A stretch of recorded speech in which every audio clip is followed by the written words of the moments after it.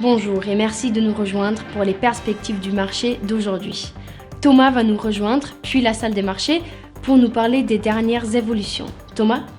La bourse de crypto-monnaie Bullish envisage de faire ses débuts en bourse au deuxième trimestre après que des retards réglementaires ont empêché la société soutenue par le milliardaire Peter Thiel de fusionner avec une société d'acquisition spécialisée.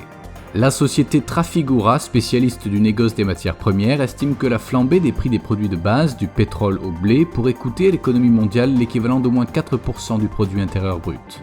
Le Royaume-Uni va renforcer ses liens économiques et de sécurité dans le monde entier, notamment avec l'Inde et les États du Golfe Persique, afin d'isoler davantage la Russie, a déclaré la ministre britannique des Affaires étrangères Elizabeth Truss. L'action Alibaba a chuté de 0,9% lors de la dernière session, l'indicateur ROC donne un signal baissier.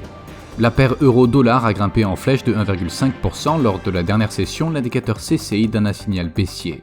La dernière session a vu la livre sterling gagner 0,5% contre le dollar, l'indicateur stochastique RSI donne un signal baissier, ce qui va à l'encontre de notre analyse technique globale.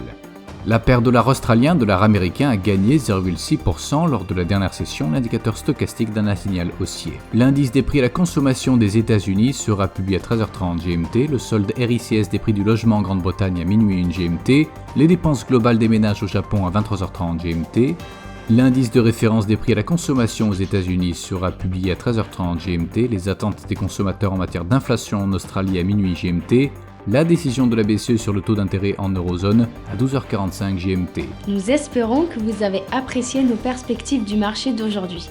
De la part de toute l'équipe, nous vous souhaitons une journée de trading productive. N'oubliez pas de vous connecter demain matin pour tous les événements et les dernières nouvelles sur les marchés financiers.